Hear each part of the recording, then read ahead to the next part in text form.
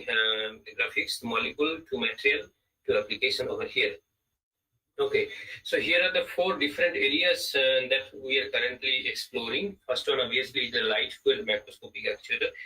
These are the very special class of material that when you start irradiating light or shining light on it, this material shows actuation property. That's macroscopic actuation. That means actuation in the bulk scale, not in the molecular scale. I mean, molecular scale actuation has to be there, but that has to amplify to the bulk scale. So light field macroscopic actuator.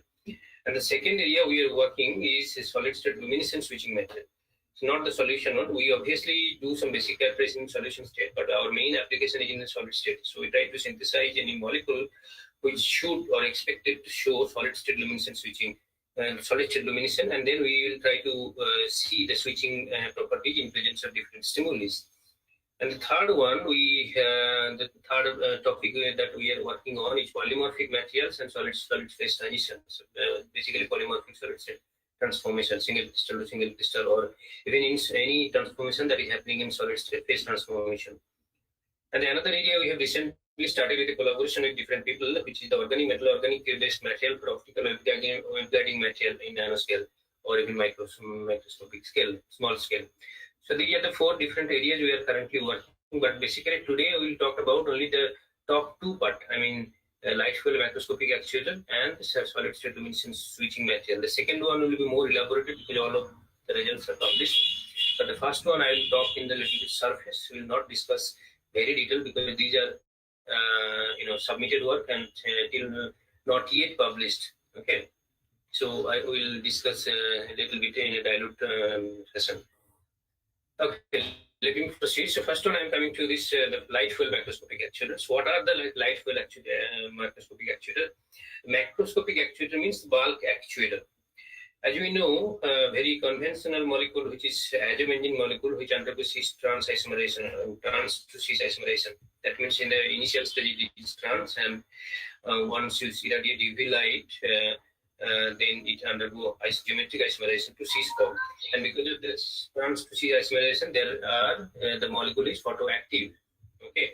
Now, for all these things happens in solution state. That means when you see a solution of adamantine and then start irradiating UV light, you will see there is a clear difference in absorption property before and after UV radiation. So that means something is happening, some change is happening because of the UV radiation. And it has been thoroughly investigated that there is a trans to cis isomerization happening. And there are many molecules that undergo this kind of isomerization or conformational change or any kind of photoresponsive properties. I mean, photoresponsive molecular changes like staying, opening, ring, closing materials, molecules are also there. But are all these geometric isomerization or polymorphic or conformational isomerization in presence of light? When they amplified, I mean, when they are made to solid state, these things are not observed because in solid state molecules are they are more closer to each other. And as a result, whatever the molecular motion that you have seen that was shown in solid state, solution state or dilute state, those all molecular motions are dissipated in solid state because of different kinds of dissipating process. Now it is very important to see all those molecular processes amplified to macroscopic scale. So how they amplify, the one molecule or one molecular motion has to transform to another molecular motion. So it has to work in a very cooperative way. The molecule has to induce motion into the next molecule, then the next molecule, and it has to amplify to molecule to supramolecular level and then to macroscopic level, I mean bulk scale. Then only you can see the actuation. That means the either bending or even jumping or even moving or working, all these phenomena we'll see on the crystals or crystals actuators or even in polymeric actuators. So this is basically a transformation of light, or I would say more accurately, transduction of light energy into mechanical energy or motion. Okay, you apply light energy and that light energy is being transformed into the mechanical energy, the way motor works or even the electrical fan works. You apply electrical volt, electrical energy, and it converts it to mechanical energy. It starts rotating. Same way we apply, the source is different, the light energy to mechanical energy. Okay, and then mechanical energy macroscopic scale machinery application we can think of. Now there is a long way to go. This research is just emerging. It's very nascent stage. So before that, let me introduce that when we started this research, we must have been inspired by nature, because there are many natural systems that can utilize light energy into mechanical motion very efficiently. For example, the corn spout. When you take this corn spout and start, just switching on the light, you will see the corn spouts are moving towards the light.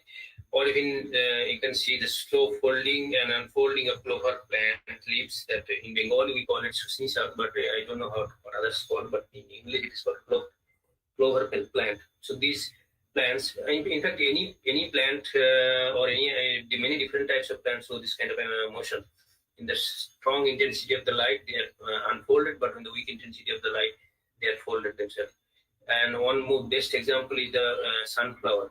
So they always face towards the sun. How they do it, I will discuss more in detail about the sunflower mechanism in the next few slides. And also the actuation by pressure. You can see how the Venus flytrap is trapping the fly or any kind of insect. Mimosa pudica, we call it Lajjavati lata in Bengali. The English name is Mimosa pudica. When you just touch it, it can sense the pressure and they can squeeze themselves or compress their leaves. So all this kind of stimuli responsive behavior is actually inspired scientists to develop artificial stimuli responsive material. So why cannot molecular material or polymeric material or any kind of artificial material can show this kind of movement or this kind of actuation? Why cannot we utilize it? The plant can, why we cannot do or we cannot develop this? So based on that, and I'll move forward. Based on that, very recently, you can see that there are some photoresponsive polymeric film. You can see where if you start irradiating UV light, it will show this kind of motion like a snake or many different kinds of motion. And based on that, scientists have developed that recently, reported in not recently, almost 10 to 12 years back in 2009. First polymeric actuators which shows the motor activity. So they took the motor and then wrapped with a polymeric film and then start irradiating with UV light and see how it is moving. Okay, so they can utilize the light energy into the motor action. The second one, the top right part, you can see the UV light is falling on the polymer film and how it is crawling on the surface. You can see it is moving. So all this translational motion is fueled by UV light. Now see the bottom part. You can see contraction of the UV film, contraction of the film, like the tendril. There are many plants you can see in your garden, tendril. So you can see how they contract themselves or expand themselves in the right side. So due to the irradiation of the different wavelengths of the UV light, they can expand or contract.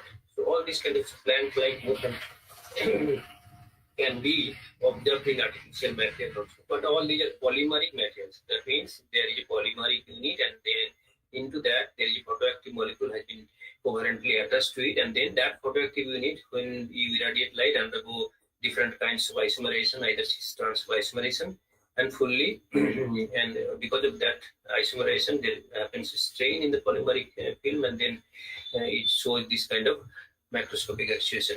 What about single crystals? So these are the single crystal actuators. The bottom two part you can see, these are the small single crystal actuators when irradiated with UV light, they can also do macroscopic work. So small machinery work is being done because of the UV radiation on the single crystals. So these are a special kind of diaryl ethane single crystals, which was first reported by MID from Japan. I think Hokkaido University or something. I don't remember the university name, but it's from Japan. So MID, who first published this paper in Angkor, but before that there was a Nature paper which had first reported this kind of activity. Okay, now I have already discussed this in the previous slide that in order to give the response, light responsive systems, the molecule has to behave a little bit different. The molecule has to behave, all the molecules has to behave in a cooperative way. What is the cooperation? When light is irradiated on a single molecule, the molecular motion is triggered. That means trans to cis isomerization is triggered. Now because that motion has to induce the another molecule to move up or to have geometric isomerization. So motion has to be transformed into the another molecule, then to the next molecule, then to the next molecule, and that whole process has to happen in a very small time scale, so that the threshold time is okay. Now this transformation is all very cooperative. That means single molecular motion has to transform its energy to the bulk amount of energy, the bulk amount of molecules in a very small time scale. And without cooperation between the molecules, this is not possible to happen. So molecular motion to supramolecular motion to macroscopic motion. So these three stages, stage-wise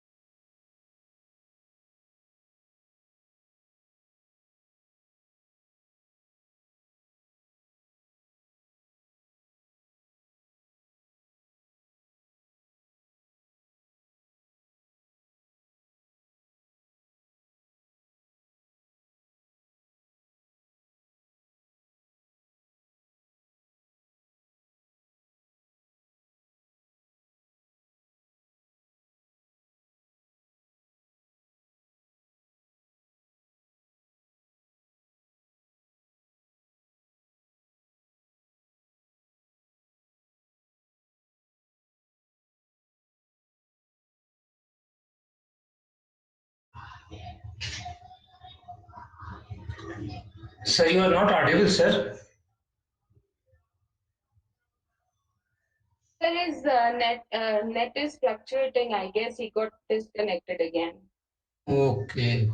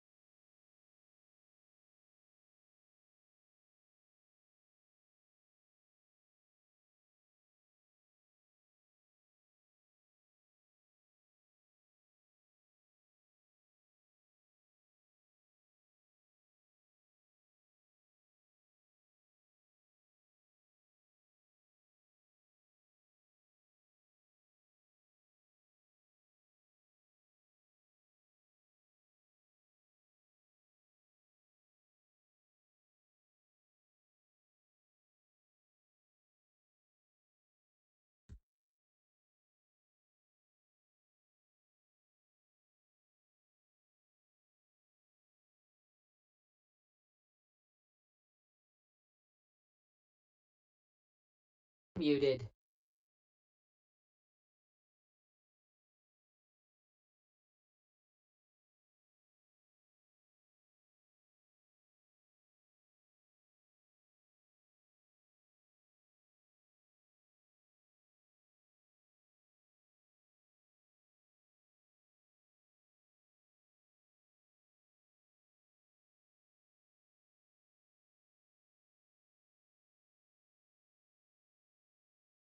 Hello.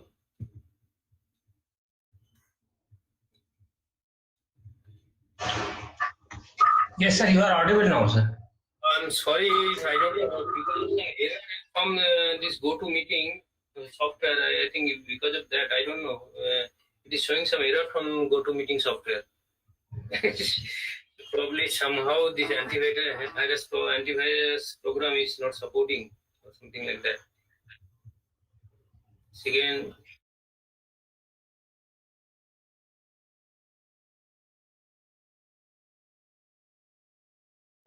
This conference will now be recorded. yeah. So I'm starting again. Is the screen visible now? Screen is visible, sir.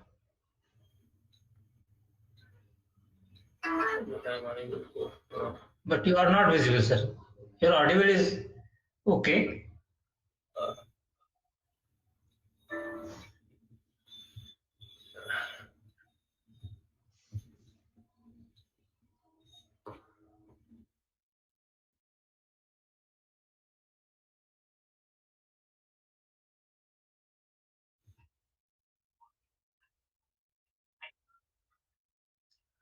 Yeah, that is what I'm saying. If you don't see, yeah, that is fine.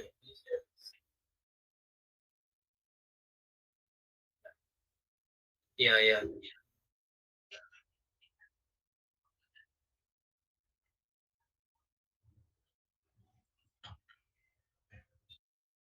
So I'm sharing my slides again, or already shared screen? Okay, screen is already shared. We can't see.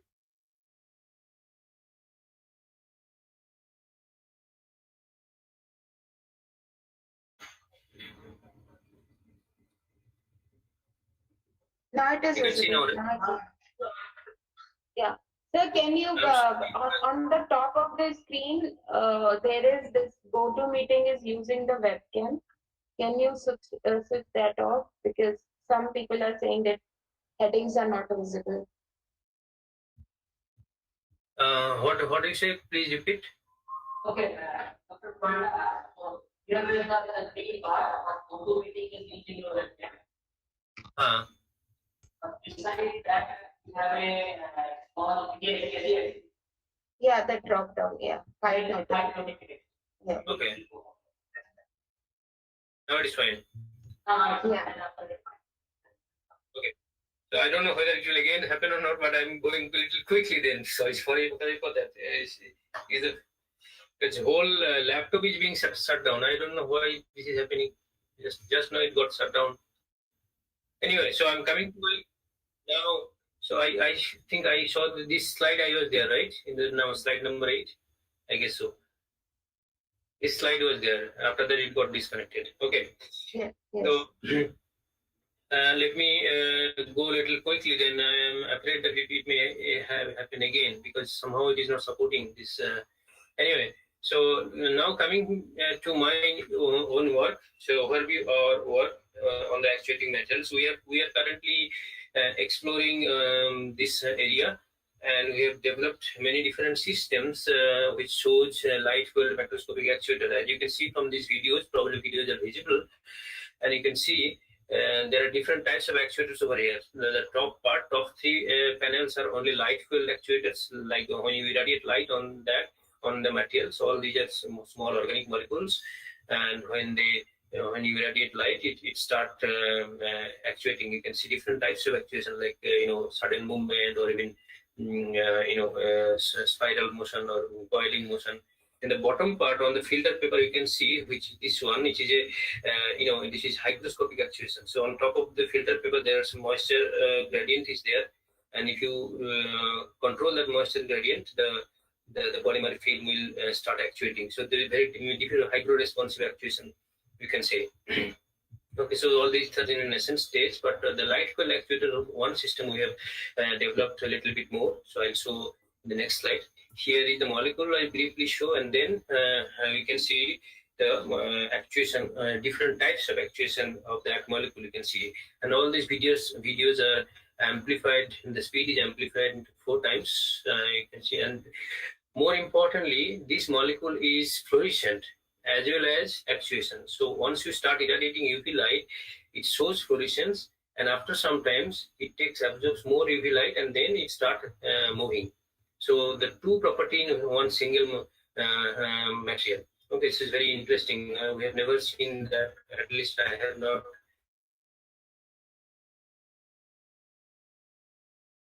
seen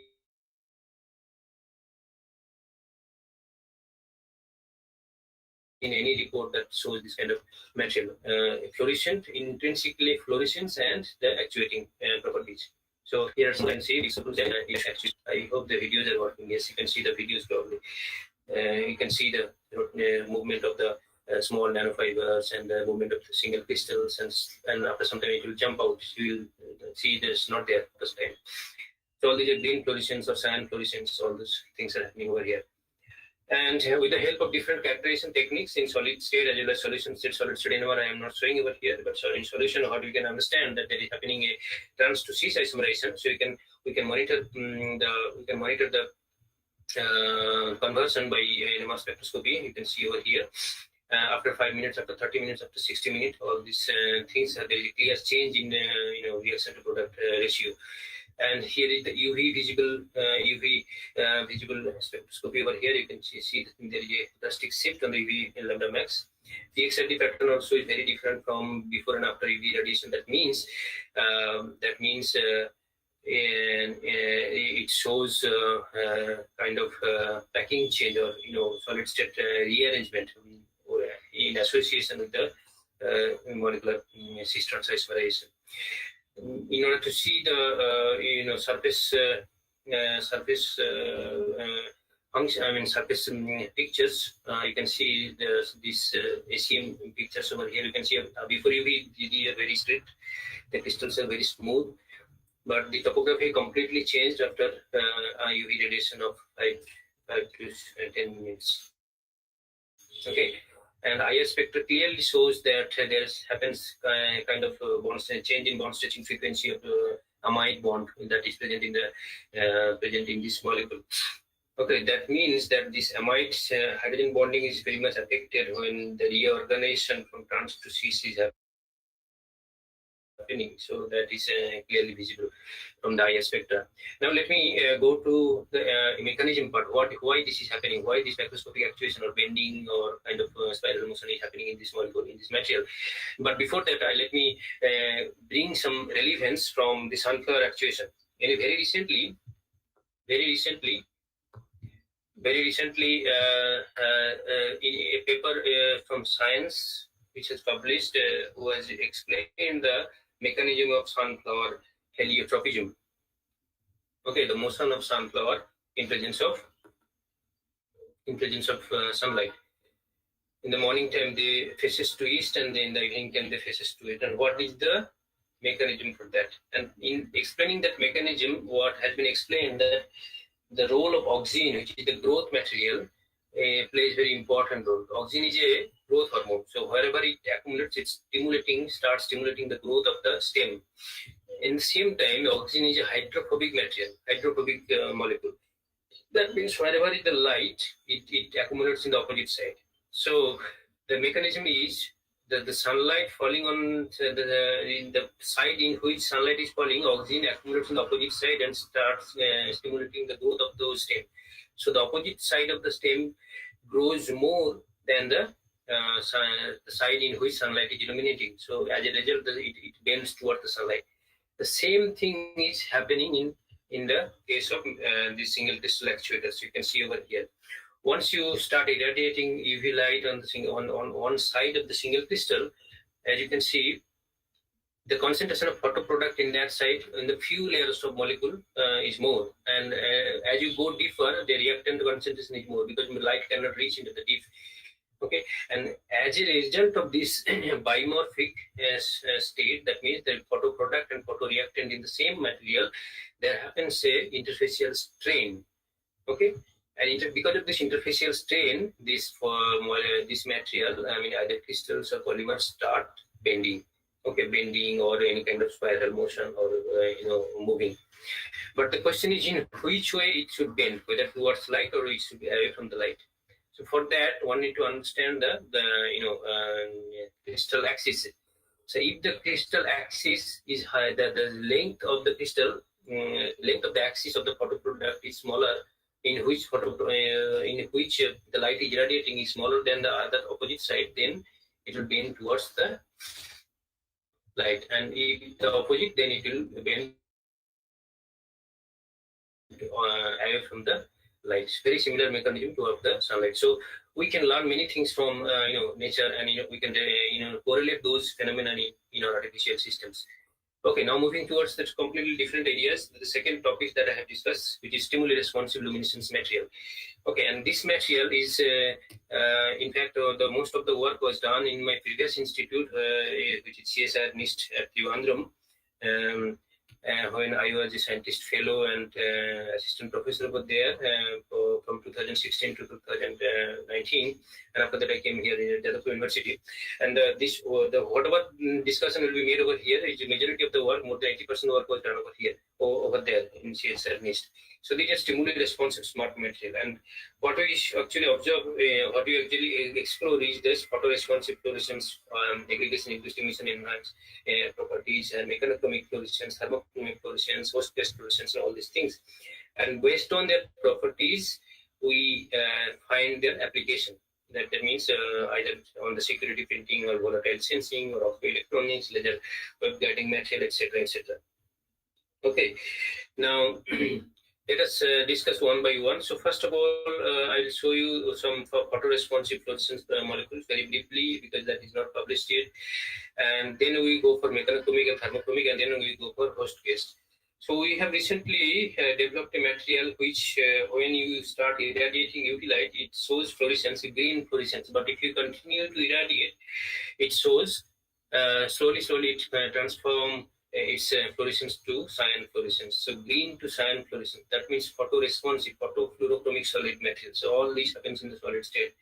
So we can use this as a tunable light source, or light propagating material, or light emitting material. Coming to the other materials, which is which is thermochromic or mechanochromic materials. So recently we have developed this kind of material. We have synthesized this very simple molecule, donor acceptor type. So this is the donor, and this part is the acceptor, and with a pi conjugator, small pi conjugator. Here the crystal structure of that we have developed. Developed two substituents. One is fluorine over here, one is CF3 over here. And we have investigated the fluorescence property. All these are very, nicely fluorescent in solid state because they have a donor group and acceptor group, intramolecular charge transfer, and also in solid state there are intermolecular charge transfer. But intrinsically, the intramolecular charge transfer is happening, and because of which the fluorescence property is being shown in solid state as well as in solution state. So let us come first the fluorine substituent one. When the fluorine is over here, we have seen a very unique mechanochromic fluorescence over here. So mechanochromic, very unique. That means that kind of unique mechanochromic fluorescence was not observed.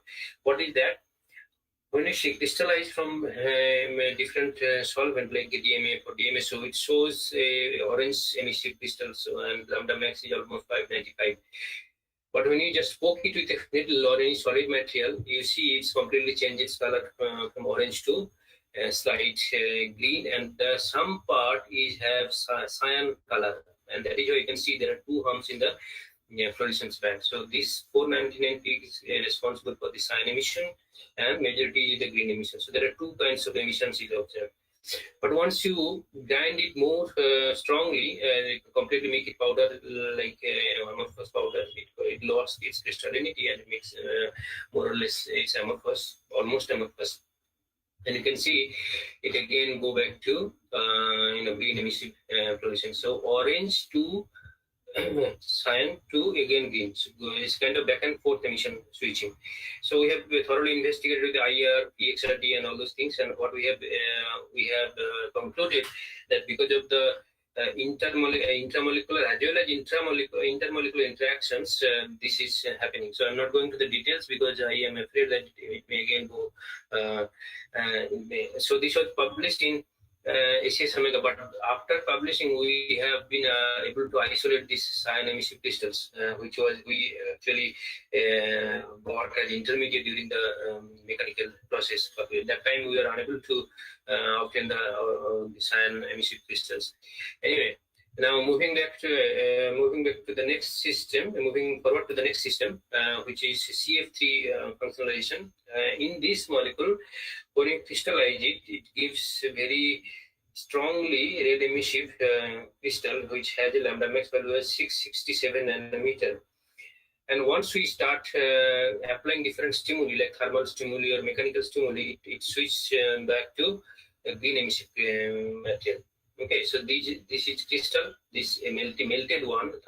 Once you give thermal stimuli up to the melting point, up to the melting temperature, it got melt, and then it shows green emissive fluorescence. I mean green emission.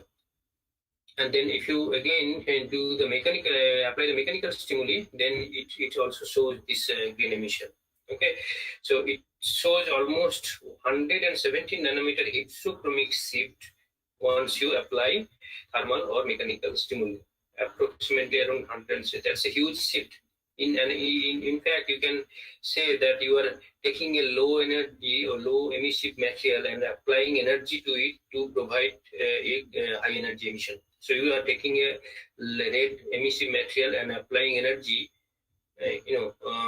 to provide you the green emissive material. Very cost-effective emission properties. I mean cost. Okay, so here are the fluorescent curve. I mean the spectroscopic plots over here. And so the graphical picture that shows what I have said probably whatever I have said here. Blue shifted fluorescence or blue shifted luminescence from the low energy curve, low energy fluorescent material to high energy fluorescent material. And from the crystal structure, what we have found that there are different types of intermolecular interaction, like CH5 interaction, even the CHA hydrogen bonding interaction. All these interactions are present in the molecule in a crystalline state. But once you start grinding, what happens? This intermolecular interaction is very much part of. That means they change their original position. So, which means grinding leads to the perturbation of grinding leads to the disruption of this intermolecular interaction. And once this intermolecular interaction is disrupted, then molecular interaction is also disrupted. The way the molecule interact, the way the charge transfer happen from one molecule to another molecule, you can see the arrangement over here, is also disrupted.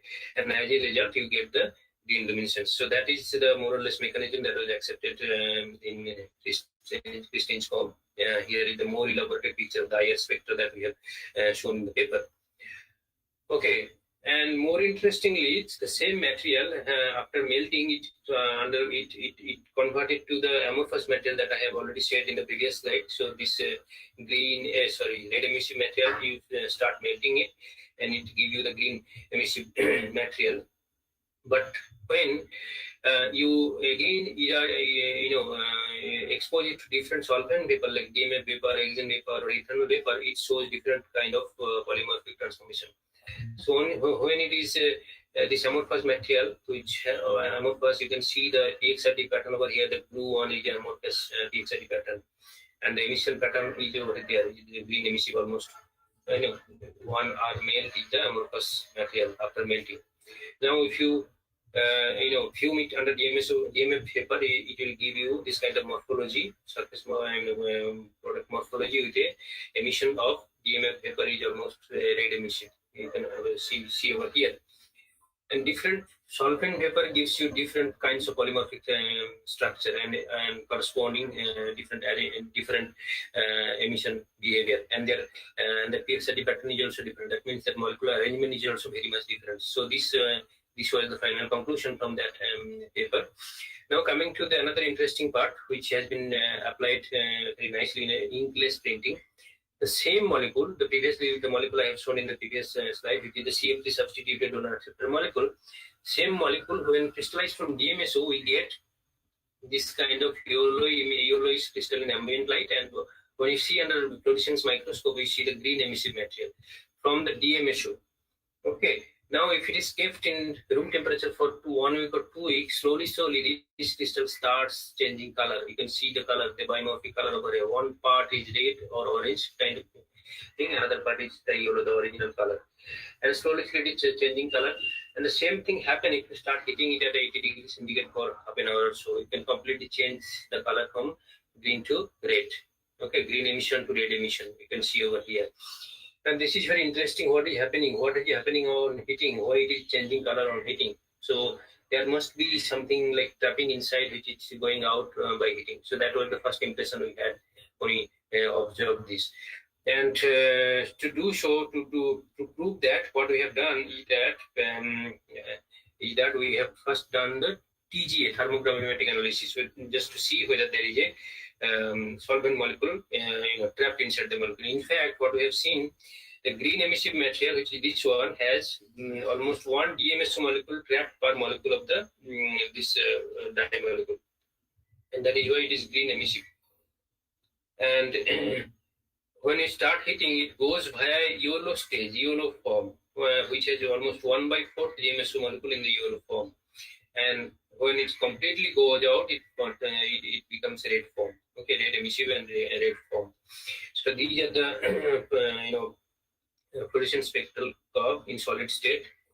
You can see here 580 is the red form and 535 is the green form, and in between there is a yellow form also. Okay, and we have also established the same thing from IR spectra. You can see the green form, there is a DMSO stretching, DMSO is methyl stretching, and also the PXRD shows that there is a significant change in lattice transformation on going from 1G, that means green emissive form to red emissive form. Okay, now, so there is a significant lattice transformation also. Now, from all this experiment or all this calculation, we can conclude that in the green form, in between two molecules, there is a DMSO molecule trap, and as a result, the two molecules cannot interact with each other like pi-pi stacking interaction or hexameric interaction, and as a result, they shows green emission, which is the emission of a single molecule in dilute solution. Okay, but once the entrapped solvent is lost by heating or any other means, it shows red emission, like hexameric type of emission, which has slightly pi-pi stacking interaction, and as a result, red shifted emission is shown. We have also done the surface topography experiment, like we have done ACM, TEM, and AFM study to see the surface topology. You can see from here that green emissive materials, the surface is very much smooth, but for the red emissive materials, surface is very much rough, and it is very much rough, and we are unable to do the AFM. What we have done AFM over is the yellow form, it's not the red form in the bottom part.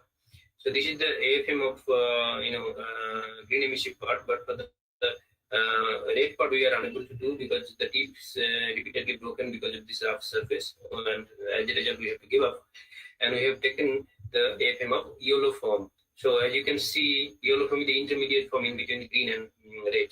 And once you go from green to red, it's a roughening of the surface topology or surface structure is happening.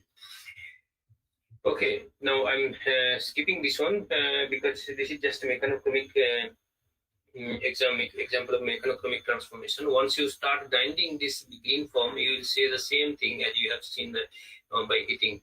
You will see some kind of color change because of the expulsion of the solvent molecule from the crystal lattice. And utilizing this concept, what we have done, we try to utilize this compound for printing, like inkless printing. Without using ink, how can we print on the surface, or we can paper surface, or we can ink on the paper. And to do that, we have done a very simple experiment. What we have done is that we took the material that is like a pristine green emissive material and then rubbed and pressed on the filter paper, like here. This is our writing pad. This square, this filter paper is our writing pad. Okay, now what we have done, we have seen under visible light, ambient light, as well as the fluorescent light, UV light, you can see it's a green emissive material. Okay, now if we take a hot object like a hot pen, like a hot metal wire or a hot metal or glass tube, like enamel tube heated to 80 degree or 90 degree temperature, and after that you using that hot tube, you start writing on this coated part on the filter paper. Okay, so what we have seen, that you can clearly see the color difference or color contrast. What is happening over here, once you start writing, the tip has higher temperature, so once you start touching this tip on the surface, the solvent evaporation will be higher under the tip, and as a result it will change the color. Okay, so the whole thing because of the color contrast under UV light, you can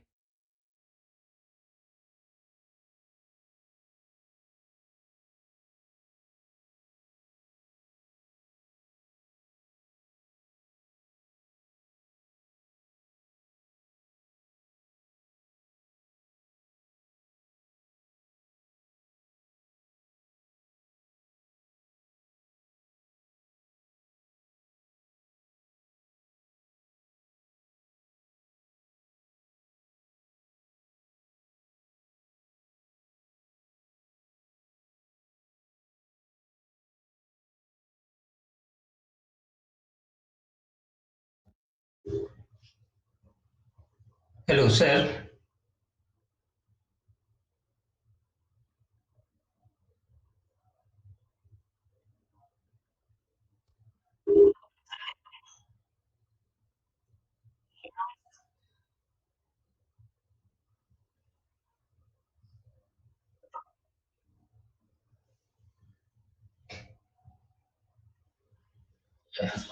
I think again he's lost connection, no?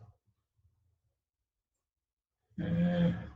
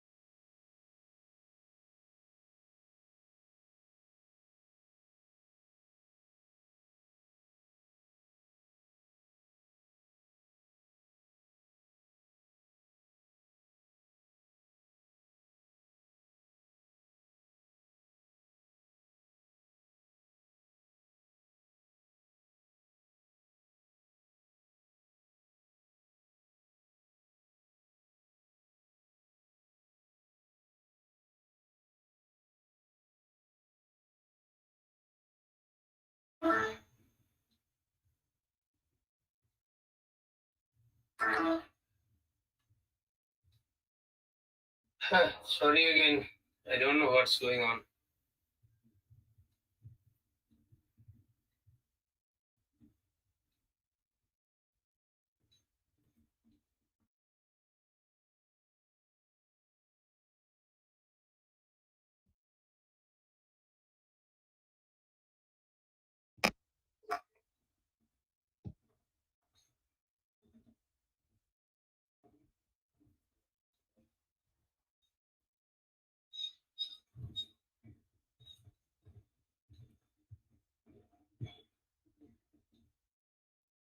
Hello? Hello? Okay, hear me. And what about the slide? Okay. I don't know what's going on here. I'm really in an upset situation. This never happened so many times. Probably this software is not compatible with my system. It's getting shut down again and again. I don't know. Anyway, I hope you have understood whatever I have covered so far. Is that okay? Yeah. So let me continue very quickly. Manas Panda has left again. Why?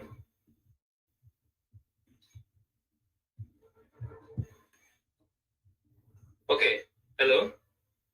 So should we continue? Okay. So I think I was here. I was So with a hot pen, we can write this, and which is not very much visible or very legible in ambient light, in naked eye, in normal light. but it is very much visible or legible under UV light. You can see over here. So that gives us the idea of why cannot we use it for confidential coding. So depending on the pressure we are applying, depending on the heat we are providing to the system, why cannot we tune that or optimize that and use it for confidential coding or secret writing, all this kind of thing. And we can also completely remove or completely erase that writing by just homogeneously hitting. You can just took a heat gun and then homogeneously hit the whole pad, and it will see completely brownish color. And again, you give it the demeasure paper, you can get back the original green color. Okay. So this is more or less reversible, but up to 3-4 times, because this filter paper gets old and it gets torn after a few cycles. So using that same principle, we thought that why cannot sunlight, the photothermal effect you can also use more abundant, and we can at least we can sell in a better way. So this is the sunlight, using photothermal effect of the sunlight. We have done the same experiment using a stencil. Stencil means you can see this plastic stencil over here, the one the child used to write ABCD and other drawing. So we have taken that, cut it down, and then the transparent part we have blackened, intentionally blackened, because so that the sunlight cannot reach to the writing pad. And these are the hollow part, the alphabet part of the hollow part, so that the sunlight can directly hit to the writing pad, this material. Okay. Now, utilizing this technique, after 2 hours of sunlight irradiation, we can see it's clearly visible under UV light, but it's not visible under ambient light. And once you remove the stencil and homogeneously expose it to sunlight, the whole process is erased, whole writing is erased. So, utilizing the same technique, we have printed different complex pattern like flower or butterfly and many other things. Many other things. And also, we try to print a QR code. What is QR code? It's a code in which information can be stored. Like, let's say one website or any other kind of information, you can transform it to QR code, and you can scan it with electronic media like mobile QR code scanner and get the information. So that was the idea. So this is the QR code of my website, the research website that is I have developed, and we try to print this QR code using this material. But unfortunately, although this printing is successful, but because of the color contrast between the black part and the colored part, it cannot detect. Okay, so because color contrast is an important factor for detecting QR code. So you try by yourself, the black part you make it black, the white part you make it black, it will not be able to detect the QR code. So because of that problem, we are unable to. But the idea here was you can store the information in a paper which is not visible under normal or ambient light. But those who know, you can see it under UV light and then scan it under scan it the mobile camera and then get the information. So that was, and I'm very happy to share that this whole paper was published in SCS Applied Material Interface,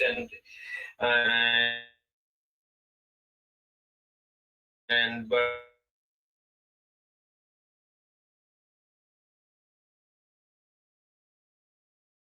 more importantly, it was highlighted in many scientific portals like Nature India or India Bioscience. Started with the "Humse afsana pani che likha hota, na tumne kaha hota, na humne suna hota." Very nice quote from Guljat. For exploring our. Describing our self-destructible invisible code material. Okay, now coming to the last one, which is the sensing part. We have recently, collaborated with the scientist from CSIR NIST, Trivandrum, which is Dr. Sasidhar, and they have developed a pyrrhelium salt. It's a purely organic material, and instantly that was very much fluorescent. And where he showed interested he was interested to collaborate with me, and I was also interested to expand my collaborative network. And as a result, what we started working together, and we found that these pyrrhelium salts can sense amine in many different states, like solid to liquid state. That means this spirally amine solution, you can take the solution amine, it can sense amine solution. Liquid to gas state, like spirally amine solution but gaseous amine, it can sense. Solid to liquid amine, solid to gas state sensing. So all these different state, it can sense amine gas, many different amine gas, like ammonia, hydrogen hydrate, or many different organic amine like triacin. So exploring, by observing these properties, what we thought that why cannot we use this for sensing biogenic amines? Biogenic amines means the amines which is released from the rotten material or spoiled material. Any material which is made of amino acid or proteins or amino acid, when they degrade, they start releasing amines, because amino acid nothing is made of amine units, right? So why cannot we sense that? In that case, we can at least use it for some useful purpose. Some technological purpose like spoilage tagant or spoilage indicator for packaging, all these things. So utilizing that concept, we started. In fact, it shows. I'll not go to the details very much. Coming to the main application part, because this will take a lot of time. It may again go offline. So I'm going a little quickly for this.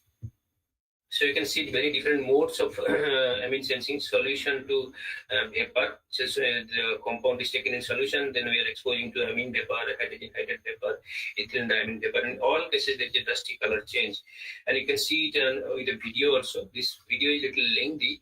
What I will do, I will a little bit move towards a little bit forward. So this was the initial color you can see, and then if I forward it, this is a more than 1 minute video, so you can see slowly the color is fading over here. You can see probably whole color is completely fading. So that means so this is solution to gas phase. So in the whole big bottle, the gaseous amine is there. So 1 or 2 drops amine is put over here, and then small vial of the compound is placed inside that. This is under ambient light, and this is under UV light. So in ambient light, you can see after sometimes it's completely colorless. You can see. So I'm forwarding the video over here. So it's completely different color, or almost colorless. It after 5 minutes, it will go colorless. So these are the video, and we have also seen the same thing, solid to gas sensing. So solid material, and you keep it under ammonia gas, you can see the same changes happening. You can see over here. So we just put a drop of ammonia in the jar, and then you take a TLC plate coated with amine, and you can see visibly it is changing. And here also you can see there is a change. So it's completely gone. Now see the under UV light over here in the right side. You can see it's completely fading. The color is completely fading within few seconds, less than a minute. Okay, so obviously the amine concentration is a little high over here. We are a little skeptical whether it will work on the very small concentration of the spoilage material, spoilage. Now this is the application part. We had to spoil many kgs of fishes and cheese and chicken to do this experiment. It was particularly very difficult for Bengali people to use fishes for experiment rather than eating it. But we have to do it for sake of experiment and for sake of science. So what we did, we have taken cheese, the dairy cheese and dairy products, other dairy products, inside a zip folder. That means it's a completely closed packet. And then we put the TLC plate coated with this, coated with our dye material, like fluorescent marker, which is kept inside over here. And sorry. So here is the TLC plate with our dye, and we kept it inside for 6 hours, 18 hours. 3 parallel packets are prepared, and one by one was opened and taken the UV was tested. And you can see after 6 hours the color is faded, and after 18 hours color completely faded because of the release and sensing of the amine gas that is from the food material. Same thing happened for fish also. You can see after 4 hours, after 18 hours, you can see it's completely gone. The fluorescence color completely gone under UV light. Okay, so utilizing these things, we have in fact developed a spoilage tagant. That means it can indicate when the food is getting spoiled, and we are currently exploring whether it can be practically employed for packaging industry or not. Okay, so now coming to the conclusion, basically what we are doing is rational design and synthesis of the different types of molecule with an aim of a particular specific and particular application, and we do synthesize and characterize and then start exploring those properties in for the particular application. And our material is mainly focused on solid state material, which is lightscopic. One area is light 12 microscopic actuated, another is fluorescent material. Recently, we are also working on optical guiding material and solid state phase transformation material. And we are exploring our application of our material in many different areas like confidential coding of electrical.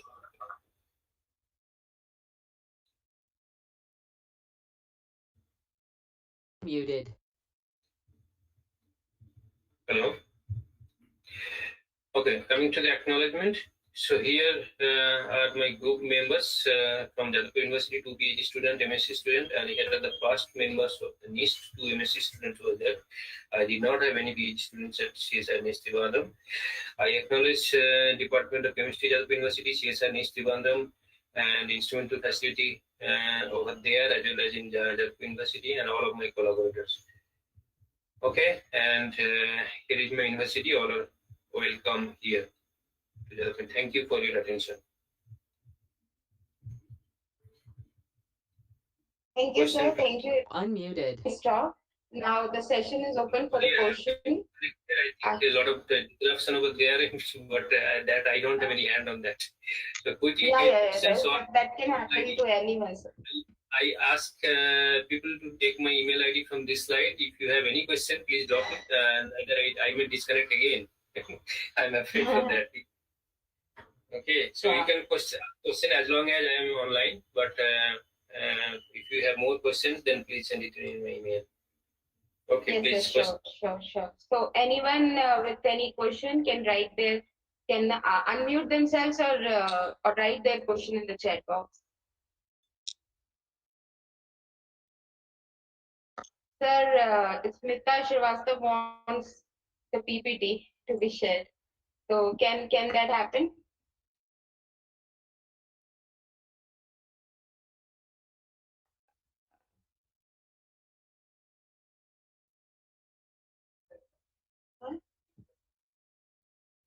Hello, Manas sir, can you hear me?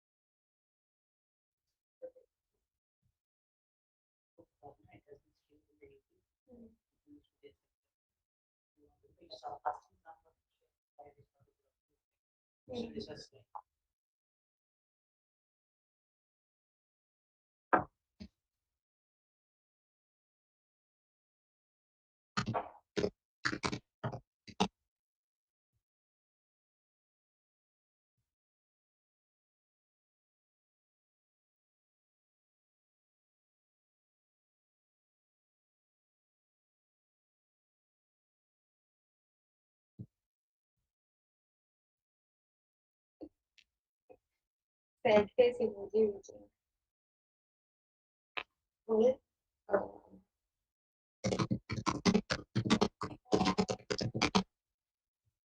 Whole talk is in the YouTube. Can you share the YouTube link here?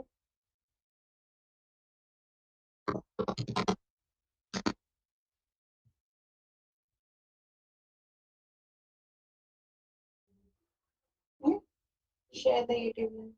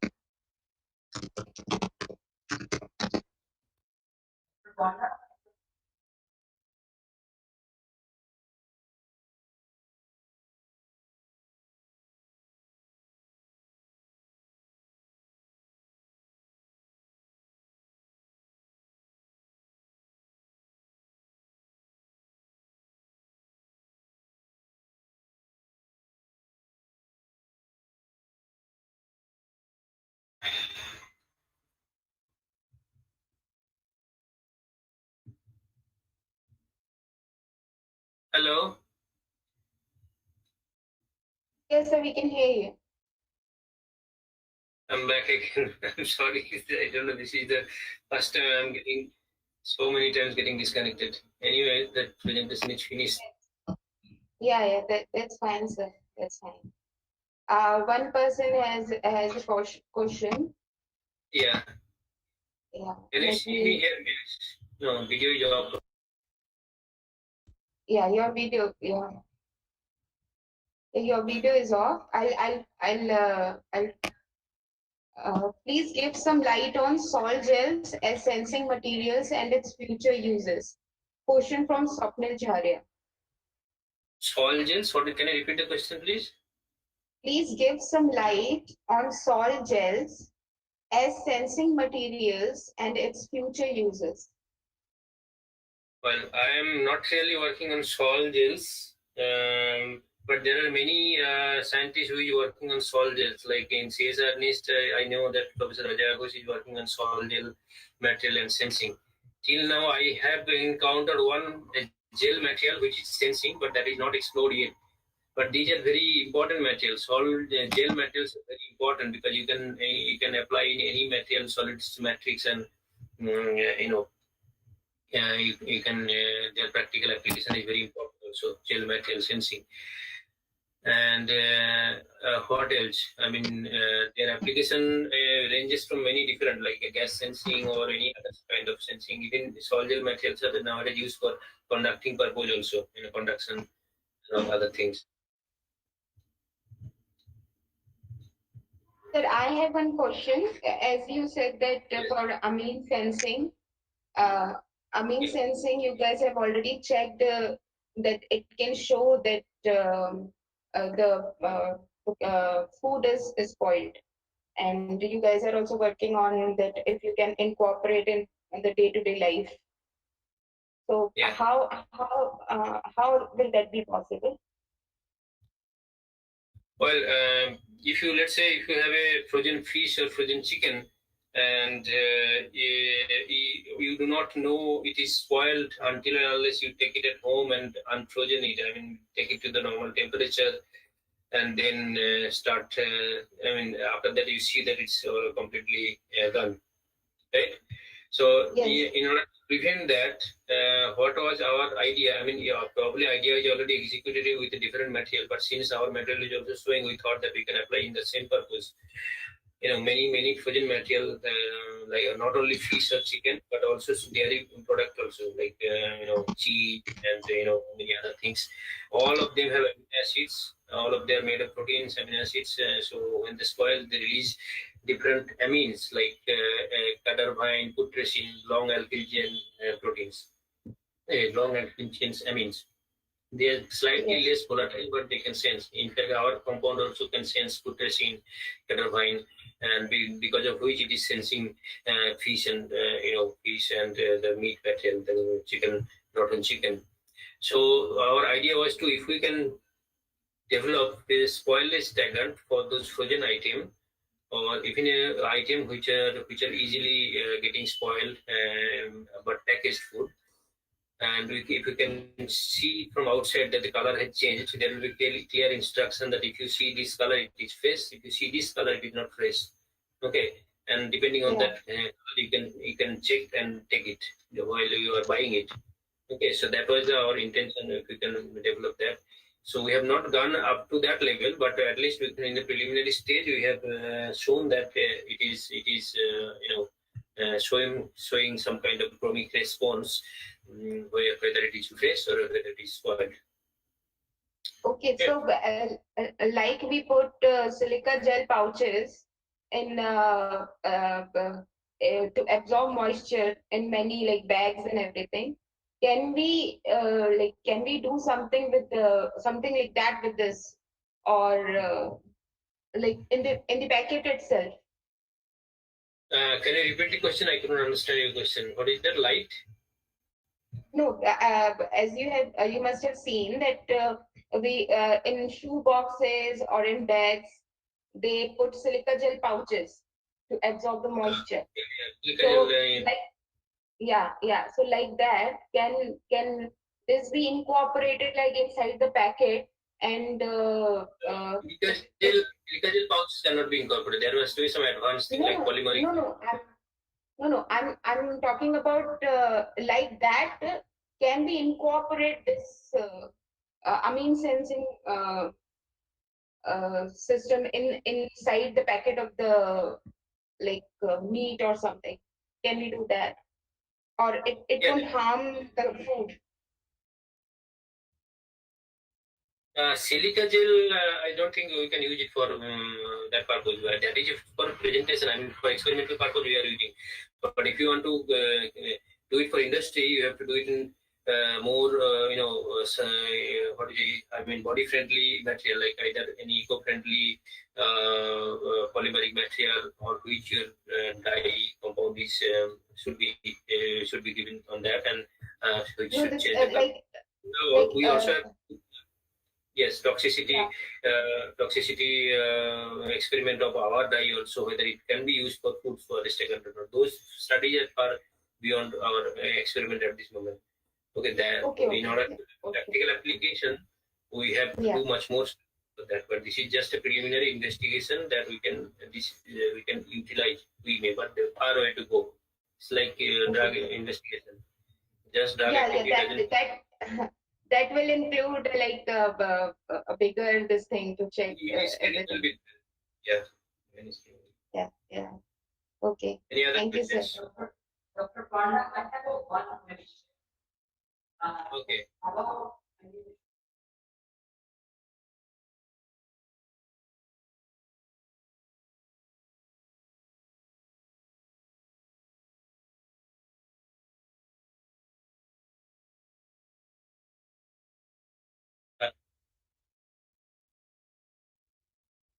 Yeah.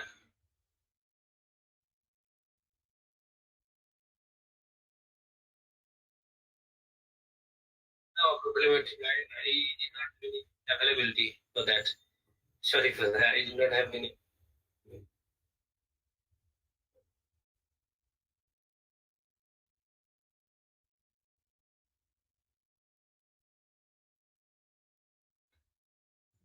Tapping mode. Yeah.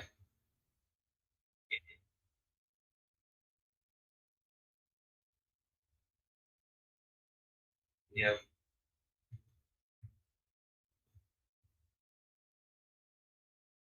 Yeah. Okay. Thank you.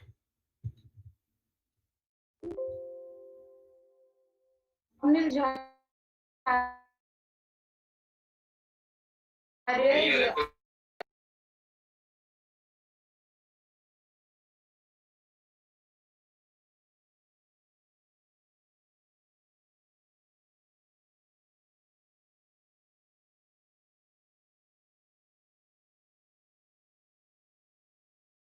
asking so. So can you like stop sharing your screen because we can still. It's not sharing now. no, it's fine, it's fine. I have again started sharing, but I'll stop sharing again. Let me on me. Yeah.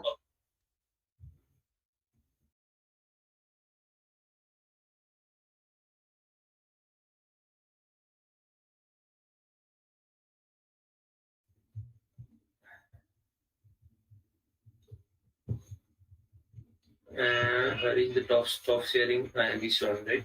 Stop sharing. Yeah. Same. Now, Yeah. Okay. Now to stop sharing. I would like Okay. all the participants to open their camera so that we can take a group photo with our speaker.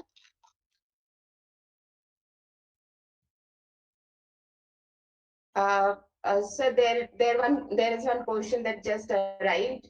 Have you done computation on your molecules? Yeah, there are some homologo calculations there, but very preliminary, just to see the concentration of homologo electron density on the molecule. Since I have a donor acceptor, no, so that is why I just wanted to see where the donor group is presenting and where present and where the LUMO is present in the acceptor part. Okay. So can we move Already forward or One slide, I think I Yeah. have already. Yeah. Yeah.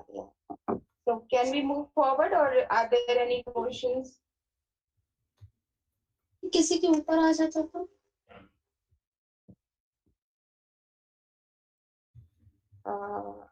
I don't think so, sir. So I think we'll click a photo.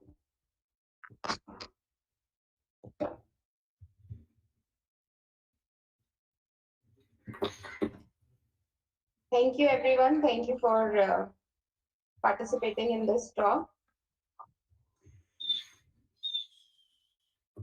Thank you, sir. Now I would Thank like Dr. Pratap Reddy to give vote of thanks. Thank you, Dr. Chandani. Good evening, everyone. On behalf of Department of Applied Chemistry, Jabalpur Engineering College, Jabalpur, I take this opportunity to propose vote of thanks to those who have directly and indirectly contributed to this 5 days STTP on emerging trends in chemical sciences and its application in environment and engineering, organized by our institute. At the outset, I thank our today's second session guest speaker and resource person, Dr. Manas Panda, for his excellent talk on stimuli responsive smart molecule materials and their applications. We are really enlightened with your knowledge and presence. The way you explain the topic is exemplary. I also wish to express my gratitude to our beloved principal, Professor A.K. Sharma, for providing encouragement and support. I am very grateful to Professor S.K. Srivastava, sir, convener and head department of chemistry, for giving us an opportunity to organize this 5 days STTP. I take this opportunity to extend my sincere thanks to our coordinators, Dr. Vasudha Saxena, Dr. Savik Day, Dr. Chandani Patak, and entire organizing committee. Not but least, I must thank to all the participants for their active participation in this event. Thank you, everyone. We appreciate you being here. Thanks again for joining us today's second session. We'll meet you tomorrow at 11 a.m. Thank you. Thank you very much. So should I leave? Yes, sir. Yes, sir. Thank you, sir. Thanks for accepting Thank you, sir. Thank you so much, sir. Thank you all and namaste to all. Okay. Thank you. Namaste, sir. Thank you.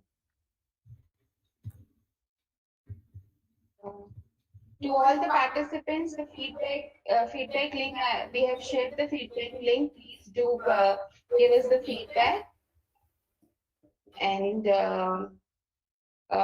please do participate in tomorrow's session, and the session will start at 11 o'clock. So please come by at 10:50 to 10:55. Thank you. Yes, Dr. Chandni, I have one query. So tomorrow's link will be the same link, or you are going to send the different link for joining the meeting? No, sir. No, sir. The link will be same. Okay. Yeah. The link is same for all the session. Feedback link where you are sharing? In the chat box. In the chat box. The link is in the chat box. I couldn't. Have you already shared? Yeah, I have shared. Yeah. Then you won't be able to. No, sir. I join at this 12:50, 12:55, sir. Okay. No, I've shared it. Yeah, you'll be able to see in the chat box. Just go up a little bit up. Right, no? Yeah. I'm not. Yeah, right.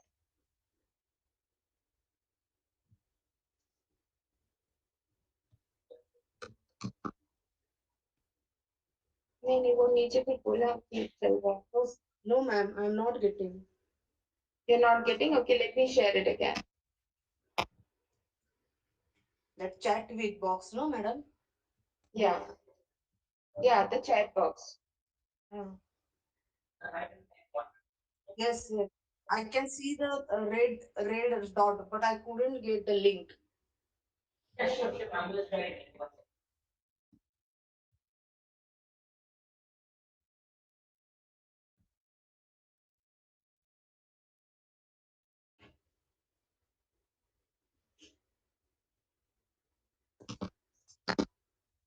Now, Yes. now you can see this link.